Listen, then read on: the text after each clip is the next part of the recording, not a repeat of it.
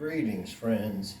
Tonight, or today, or whenever this goes up, it's going to be a faceless video. I think I took a fall early Sunday morning. So I'll explain a little bit about that in just a minute. But first, this is still Carnivore Chip. I am coming to you today from Shenandoah County, Virginia.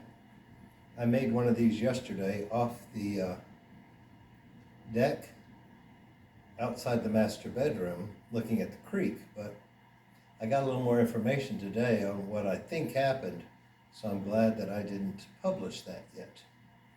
So let's talk a little bit. Oh, and the reason I'm not showing my face is I currently have a black eye and a few carpet burns on the sides, both sides of my face. And believe it or not, it had nothing to do with my way of eating, which is what I had initially thought. I mentioned it to a friend in my How to Carnivore group, who is also a former police officer, and she's maybe, I don't know if she's 2 or 3 years older than me. I turned 60 the last day of April, so I'm not a spring chicken, but I don't usually fall down in the middle of the night. I don't usually ever get out of bed in the middle of the night. My bladder still holds. I don't get thirsty. I don't get coughing. I just go to bed and I stay in bed. In fact, that's about the only medical advice I still follow from the doctors when I had the stroke almost 10 years ago. And that's to get 8 hours of sleep a night in as much as possible and able to do. So yes, I'm fortunate in that I don't have to get up and urinate or get a drink or anything in the middle of the night, but for some reason, and of course I'm in a rental timeshare condo, and by Sunday morning I'd only been here. I arrived Friday evening, and I chose the master bedroom because it had a king-size bed and it had the en-suite bathroom attached, which had a jetted tub, a stand-up shower, of course the toilet, and a double vanity. And it had the deck overlooking the creek and the golf course out the back. What I really didn't pay attention to was once you opened the front door, it basically, you step out of the room into a hallway, but to your immediate left was the top of the stairwell, which has about 15 steps. The top one, which is about a 2x2 foot platform. So a little bit less than a meter by meter, maybe 2/3 of a meter. Big enough, bigger than a step, but not a real platform. So this friend I mentioned, when I mentioned it to her, I didn't have the black eye. That didn't come till Tuesday morning. But I would prefer not to have a black eye on YouTube for perpetuity. I may be a little bit vain still, even though I'm 60. I don't want to look like I got beat up, which I kind of do at the moment.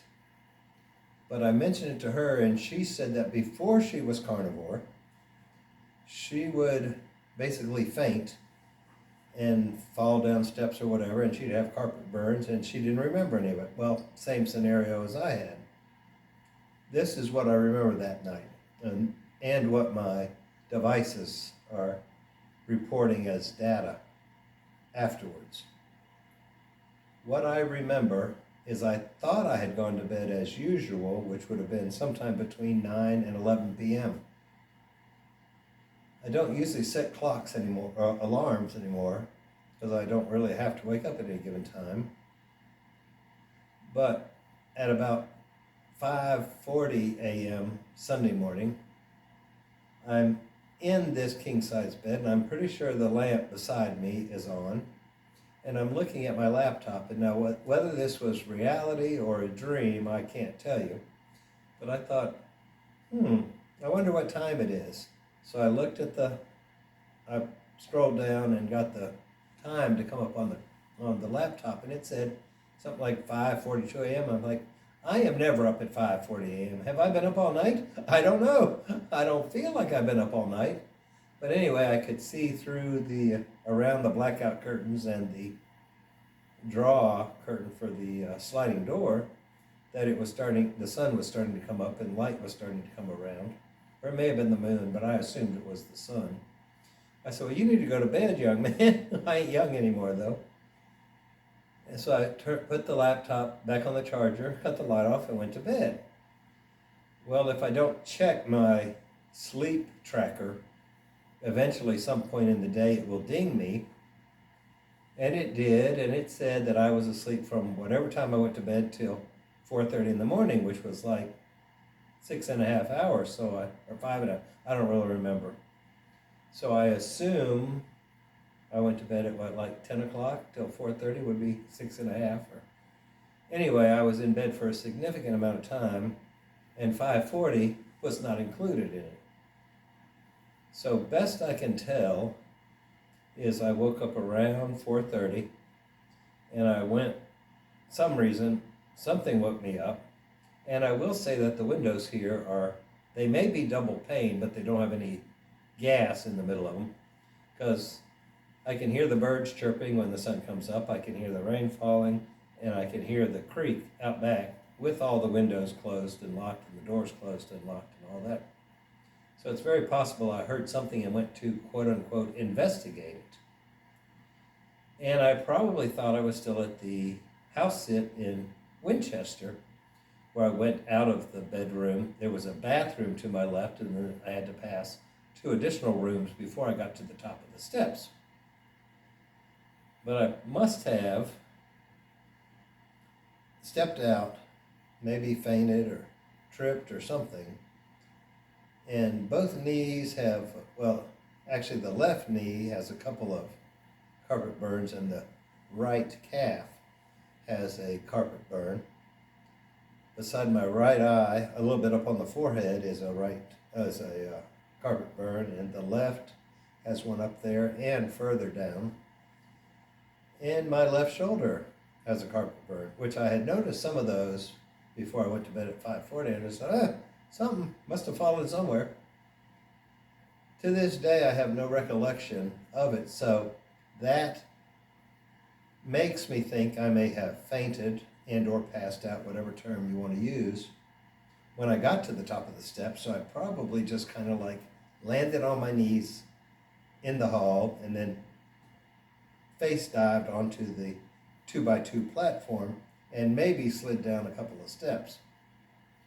And eventually got back in the bed. Why I got my laptop out, I have no idea, but it was on one of the nightstands, which you probably shouldn't do. But being new in the unit, I didn't know where else to put it, so it landed there so it would be charged in the morning, which is not a good thing to have electrical devices charging near your head. In fact, Dr. Lisa Wiedemann, who goes by the Carnivore doc on Instagram and YouTube, says you shouldn't have your phone plugged in near your head, and you should never talk on it when it's plugged in because of, I guess, electromagnetic fields that can affect your brain. So I probably should not have the computer in there. But either way, I had it, and I was looking at it at approximately 5:40 in the morning, and I think I ended up waking up about 9. It was probably raining. It seems to rain a lot this year in the northern part of Virginia, which is highly unusual for this late in May. So anyway, of course, when I woke up actually before I woke up, I started to turn over and I realized the right side on the back of my neck was kind of stiff, which could be from sleeping poorly, could be from sleeping in a different bed, or it could be because I fell down the steps, And I'm thinking, I don't ever remember doing anything that I don't remember. I don't drink alcohol except on extremely rare occasions. And that's usually when it's free, like on an airplane or an airport lounge, or maybe at a event I was paid to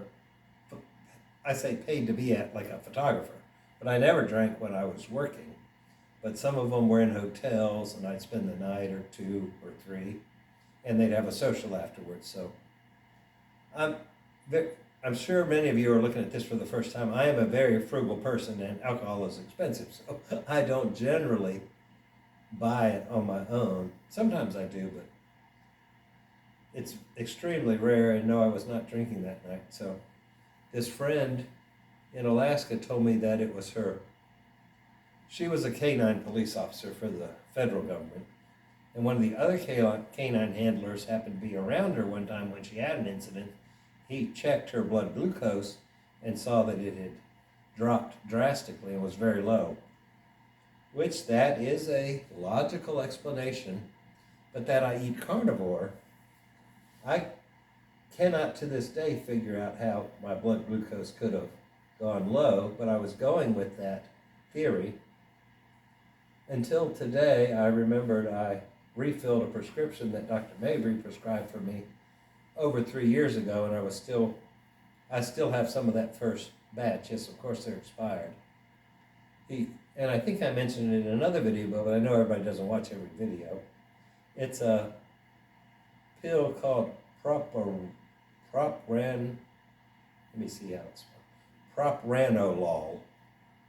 Yeah, when you were doing virtual doctor's visits and the lady would call and say, "Oh, these are the pills you're on, the propranolol." I said, "Yeah, whatever, I don't know how to say it either." She said, "Some of these names are just too hard." And I believe I got that when I was in Branson, kind of like this, in a timeshare, and I did a walk. Branson, like here, is in the mountains. It's in the Ozark Mountains. This is the Blue Ridge, or some people call it the Appalachian or Shenandoah. I'm in the middle of Bryce Ski Resort. And maybe that's, I don't know, that could be where the similarities end, except this is the first time I think I've been in a 3-bedroom unit since then, and I think I was in the 3-bedroom unit then. Anyway, I'd gone out and walked up and down the street, and I started feeling a little bit of numbness on my left cheek, which, being a stroke survivor, sends off bells and whistles. I wasn't having a stroke, I wasn't having a TIA, but I reached out to Dr. Mabry in Texas, and he said I should probably go get an MRI done. That's what I went to the hospital in Branson to get done. What they gave me was a CT scan, and then said I had a TIA. Well, I didn't have a TIA. I still don't know what I had, but Dr. Mabry prescribed this propranolol it's kind of an anti-anxiety type of pill, and it was PNR, which means take as necessary, but he gave me a large dose.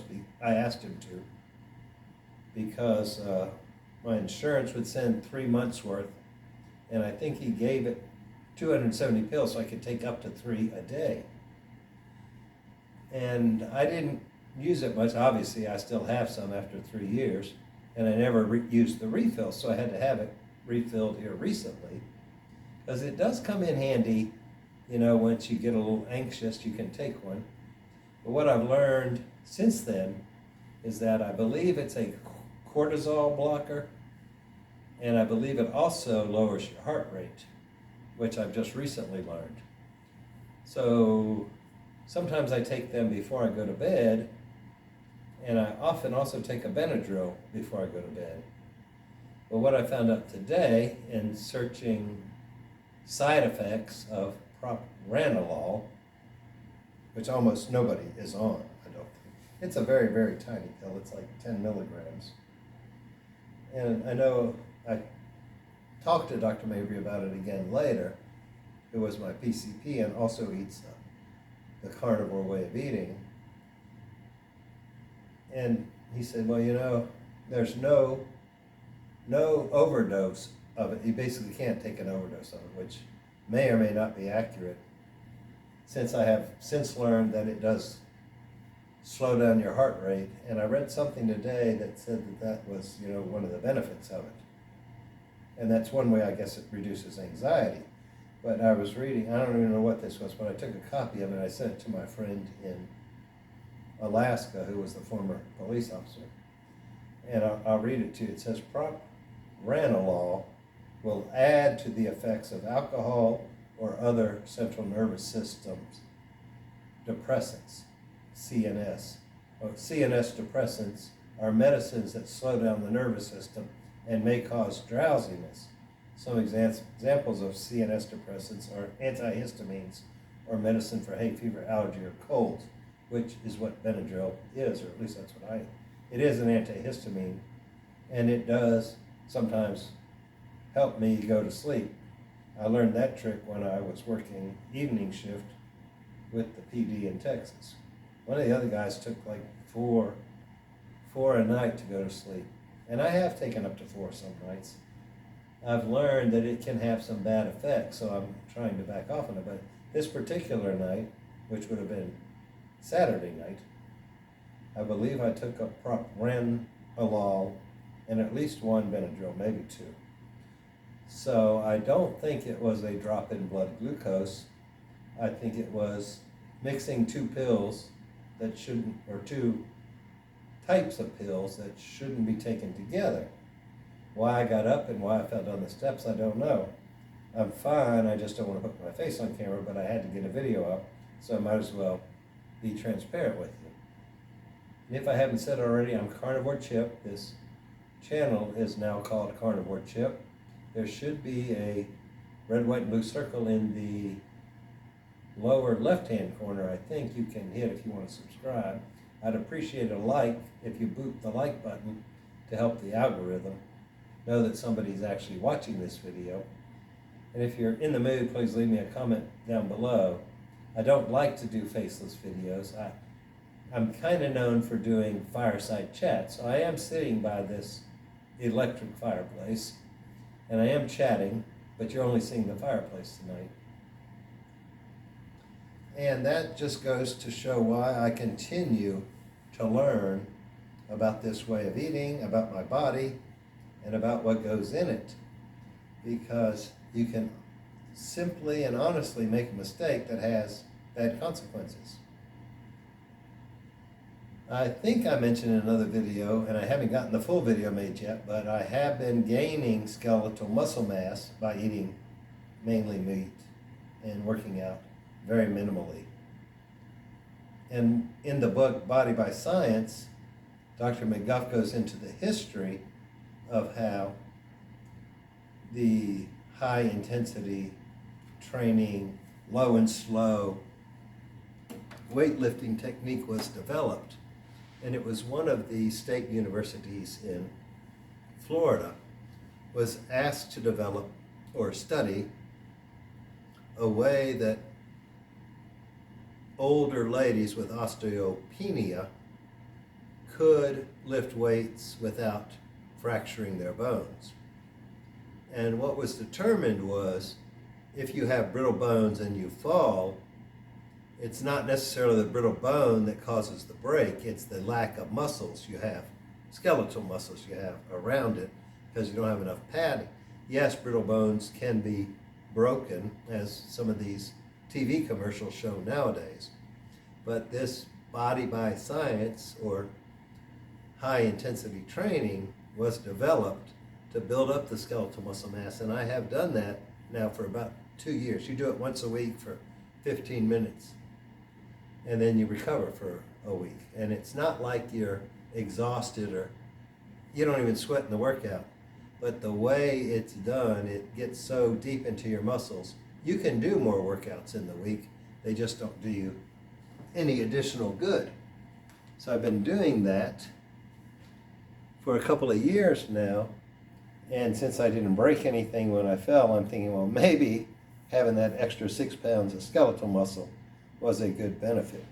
And this has gotten kind of long, so I'm going to cancel it. I appreciate if you watched a fire for 19 minutes. Thank you very much, and say hi down in the comments. God bless. I'll talk to you again soon.